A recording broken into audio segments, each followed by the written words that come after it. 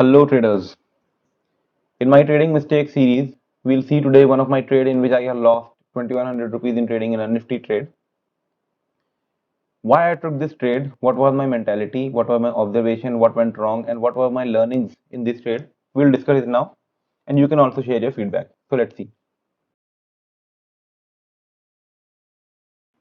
ये ट्रेड है Nifty 21,500 put sell का। एक्सपायरी थी 18 जनवरी 2024 पे। दो लॉट बेचना था। पहला लॉट बेचा था मैंने 18 रुपये 85 पैसे पे, दूसरा लॉट बेचा है 54 रुपये 85 पैसे पे। मेंटालिटी ये थी कि Nifty was trading at 22,000 on the day. Nifty का वीकली एक्सपायरी वाला एक शॉर्ट ट्रायंगल बेचना था। 21,500 का पुट, 22,500 का कॉल। एक्सपायरी थी 18 जनवरी 2024 को। 500 पॉइंट की सेफ्टी थी, नीचे और ऊपर दोनों तरफ के मूव। एक्सपायरी में बचे थे केवल 2 दिन। मेंटालिटी ये थी कि मार्केट कितना ही गिर या भाग जाएगा 2 दिन में। दोनों ही ऑप्शंस में अपना डिजायर्ड रेट डाल के ऑर्डर लगा दिया मैंने। 21,500 तो तुरंत ट्रिगर हो गया 18.85 पे। साथ ही 22,500 सीई का कॉल का प्रीमियम इतना गिर गया कि सीई ट्रिगर हुआ नहीं। मैं वेट कर रहा था ये सोचकर कि यहाँ से मार्केट अगर थोड़ा भी अप मूव देता है तो 22,500 का कॉल का सेल ऑर्डर तो एग्जीक्यूट हो ही जाएगा। लेकिन पूरे दिन सेम जगह पर टिका रहा मार्केट, कोई वोलेटिलिटी नहीं दिखाई। इसलिए पी और सी का प्रीमियम गिरता रहा। मैंने जो बेचा था उसका ही प्रीमियम गिरा, लेकिन जो कॉल था उसका प्रीमियम भी गिरता रहा। पूरे दिन मार्केट सेम जगह पे टिका रहा, कोई वोलेटिलिटी नहीं दिखाई, पीईसी का प्रीमियम गिरता रहा। अगले दिन मार्केट ज्यादा मूव नहीं दिखाया, छोटा सा रेंज में घूमता रहा। मेरा 21,500 का जो पुट था जिसको मैंने सेल किया था उससे ठीक ठाक प्रॉफिट आ रहा था, प्रीमियम भी सही डिके हो रहा था। ये वाला दिन ठीक ठाक निकल गया। हालांकि नेकेड पुट ही बेची थी लेकिन ठीक ठाक निकल गया। जिस पुट को मैंने 18 रुपए में बेचा था वो अब 6 रुपए में चल रहा था। मार्केट एक्सपायर होने में एक दिन बचा हुआ था। शाम तक वो 8 रुपए के आसपास ही ट्रेड कर रहा था। धीरे धीरे मार्केट गिरता रहा पूरे दिन, लेकिन मार्केट फिर भी मेरे सेल किए हुए स्ट्राइक प्राइस से 200 पॉइंट, लगभग 200 पॉइंट ऊपर क्लोज हुआ। मार्केट आज के बाद आए एचडीएफसी बैंक के रिजल्ट एकदम घटिया टट्टी जहर। एफआईआई पैसा लगा, दबा के बेचा उन्होंने। अगले दिन 10,000 करोड़ की सेलिंग कर दी एफआईआई ने।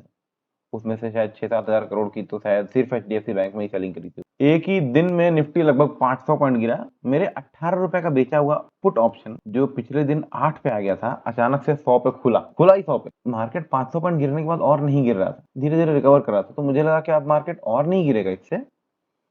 तो मैंने जब रिकवर होता हुआ देखा तो 100 रुपए से उस पुट का प्रीमियम घटते घटते तुरंत 50 के आसपास होवर करने लग गया। तो क्योंकि मुझे रिकवरी दिख रही थी, मैंने 54 पे अगला एक और लॉट बेच दिया। मेरा एवरेज प्राइस 36 पे आ गया। आखिरी वाले आधे घंटे में मार्केट बार बार रिकवरी रैली फेल कर रहा था। ये देखिए, मैंने 3 बजे सोचा मार्केट अब और वॉलेंट मूव दे सकता है और ऐसे में बहुत ज्यादा तेजी से नीचे गिरा तो मेरा लॉस बहुत बढ़ जाएगा। इसीलिए मैंने अपने पहले लॉट को 60 रुपए मतलब 59 रुपए 85 पैसे पे एग्जिट किया और 10 मिनट बाद ही दूसरा लगभग 56 रुपए 85 पैसे पे। अगर मैंने मार्केट बंद होने तक अपनी पोजीशन रखी होती और एग्जिट नहीं करता तो मुझे कुल मिला के इस ट्रेड में सिर्फ 100 रुपए का लॉस होता, क्योंकि मार्केट क्लोज हुआ था 21,462 रुपए। जैसा मैंने आपको बताया मेरा फाइनल प्राइस 36 रुपए आया था। 2 लॉट बेचे थे, 25 का लॉट था, 100 रुपए का लॉस होता। 36 रुपए मेरा प्राइस था, 21,500, 462 पे क्लोज हुआ था।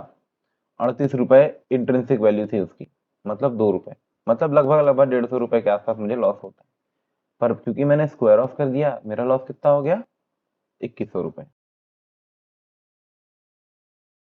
इस ट्रेड से मेरी लर्निंग थी कि अगर 500 पॉइंट दूर पुट या कॉल सेल किए हैं और मार्केट मेरे सेल किए हुए पुट या कॉल दोनों में से किसी भी ऑप्शन के 200 पॉइंट के आसपास की क्लोजिंग देता है, मतलब मैंने 500 पे 500 का पुट सेल किया था और अगर 700 के आसपास ही क्लोजिंग दे देता है, 710 15 750 के अंदर या 700 से नीचे ही क्लोजिंग दे देता है, तो मुझे उस 500 के पुट ऑप्शन से निकल जाना था। या फिर 500 का कॉल ऑप्शन सेल किया है और मार्केट 300 तक आ गया है।